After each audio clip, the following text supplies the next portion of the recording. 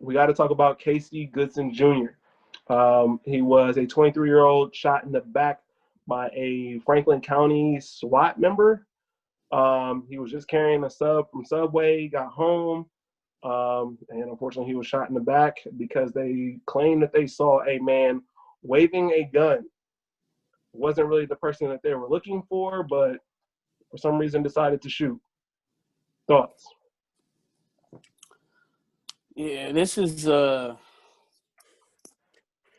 mean, we know where we at, man. It feels terrible.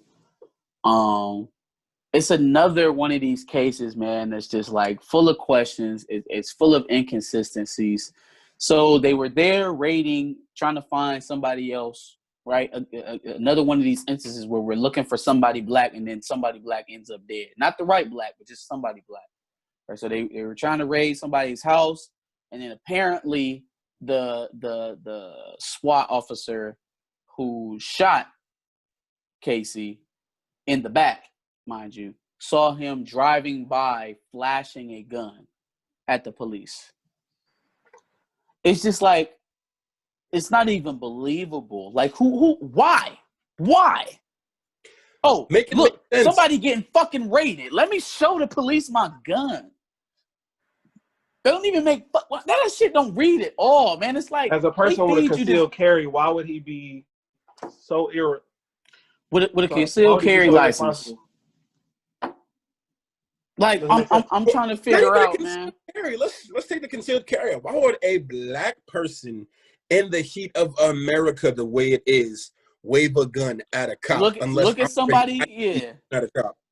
Look at somebody getting raided and decide to flash their gun at the police. Like, these niggas are lying so blatantly that they expect us to hear that and be like, oh, well, you know what? I guess, why are you waving your gun at the cop? Like, come on, man. The problem is some people will believe that. Mostly white people.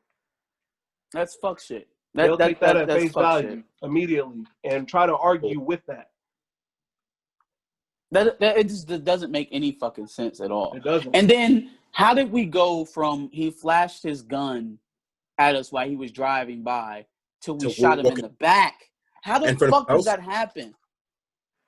Then all of a sudden, if you read the article we were reading before we shot or whatever, it said that they found a gun, but they did not confirm where they found the gun. Okay, so now I'm fucking confused. He had a gun and he was waving it at you, right? And you had to shoot him because he didn't drop the weapon. But now you're not confirming to me as to where you found the gun. Well, it's easy enough to just say you found the gun in the car, right? Or by the car, or by his body. It's like all of these little inconsistencies add up to a whole bunch of bullshit, right? And so, go ahead. I'm confused as to where the threat that makes you decide to shoot a person comes from when he has his back turned towards you and is walking into his own house. You wait till I get home to then start. Yeah, that's another thing. Yeah, wait till he got all the way home. I didn't post a clip while walking. My back was turned the whole time, and that's when you decided to shoot. You know what this story reminds me of? Did anybody see that? It was a special with Tinashe Coates and Oprah and what was the mom from Cosby Show? It was a whole bunch of celebrities. They were doing like this spoken word, like it was like this special. It was like they was reading poems, but they were talking about police shootings, of police killings of black people, and they was doing all these stories. And there was a story of a guy, and I'm trying to think of his name. I think it was Prince Jones. This happened, man. I can't remember what, there was some other big event that had just happened around this, but apparently the cop claimed that this guy tried to hit him with his car. So he got in his car and followed him through like 3 or 4 counties. So this guy finally is like a couple blocks away from his fiance's house, and the cop shoots him off the road. And the cop shoots him. All right? So he tried to hit you with his car. You drove through 3 counties to this nigga was in his fiance's neighborhood. He was getting ready to park the car and go see the woman he was supposed to marry, and you shot him. This was years ago. Yeah, this was years ago. But it's eerily similar. It's like, all right, well, he flashed his gun at me, so I followed him all the way home and shot him in the back when he got out the car. That shit is sick, man. Cross 3 different counties? Isn't that past your jurisdiction? Exactly. Once you cross that line, you can no longer pursue, from my understanding. Bro, he got off. Comments, but Prince Jones killer got off. Yeah, of course he did. Mm-hmm. This is getting ridiculous. Prince Jones. No, it's been ridiculous, man. It's been ridiculous. And then it's funny, right? Because we all feel this anger, we all feel this distaste for just the dehumanizing of black bodies. And we can all feel it, right?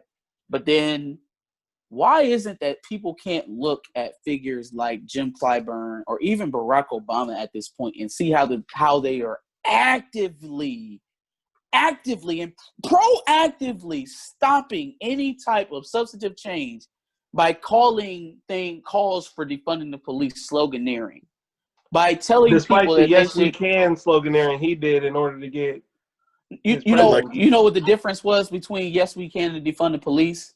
Yes We Can don't mean shit. Yes We Can doesn't hold you accountable for anything. Yes We Can doesn't deliver anything. It's not a call for action of anything. Defund the police threatens a power structure. And I don't care how rich you get in this country. I don't care how much power you amass, how much influence you get. It will always be a thing where you will see black people who subscribe to that type of power bend to it. They yield to it.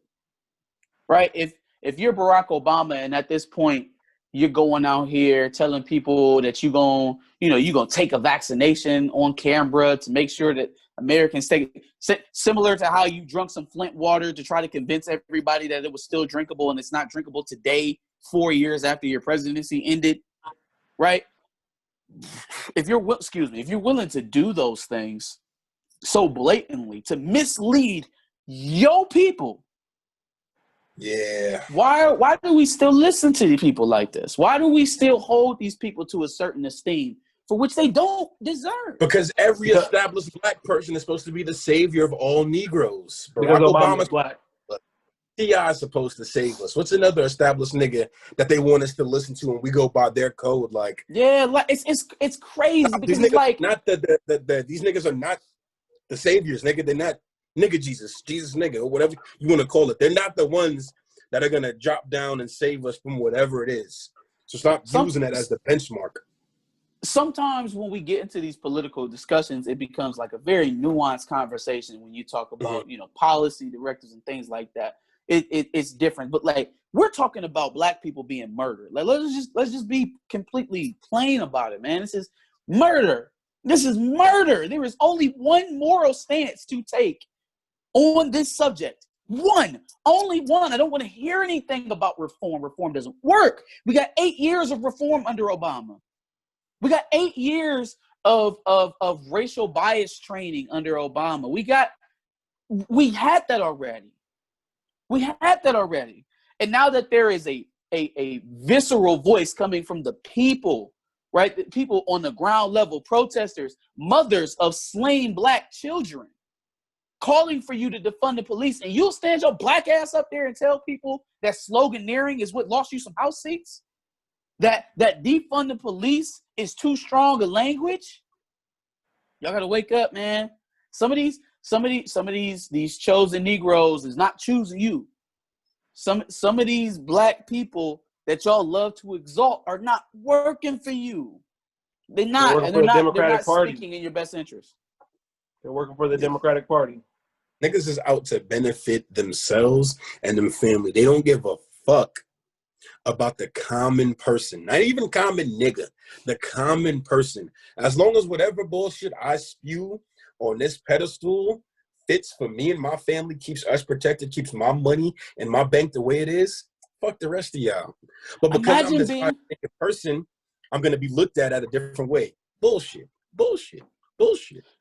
Imagine being a black president for 8 years and still not having the nuts to say something unapologetically black. Imagine holding the highest office on planet Earth for 8 years to be one of the most revered presidents in the last half century, right? Obama is one of the most popular presidents in modern history, and still not having the political cachet to feel like you can say some unapologetically black shit. The murder of unarmed black people in this country is a disgrace and should be denounced by any political figure in this country. You can't even say the words. You can't even say pretty words to me.